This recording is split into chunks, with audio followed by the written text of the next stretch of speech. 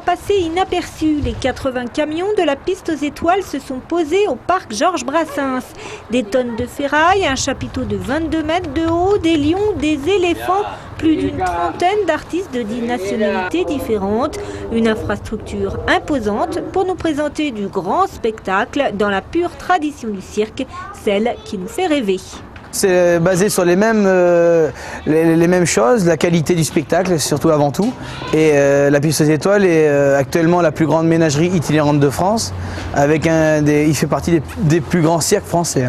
La particularité de la piste aux étoiles, c'est qu'ici il y a beaucoup d'animaux, il y a plus de 80 animaux, dont des lions blancs, des tigres blancs et aussi des panthères, des singes. C'est une ménagerie assez importante.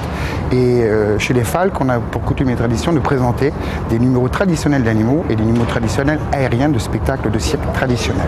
Digne représentant de la famille Falque, voici le plus jeune dompteur d'Europe. C'est au Festival du cirque de Massy en 2008 qu'il obtient grâce à ses tigres du Bengale le chapiteau de cristal. À 18 ans, il reçoit ainsi les honneurs de toute une profession.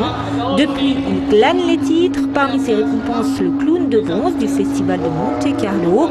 Chez les Falques, on est dompteur de père en fils, que cela plaise ou non à ses détracteurs. Le cirque fait partie intégralement de l'histoire française. Alors avec les animaux, qu'il y ait des contrôles, des lois, on est pour ça, on est pour l'évolution de ces choses-là. Mais du cirque sans animaux, ce ne serait plus du cirque, c'est comme une patinoire sans glace.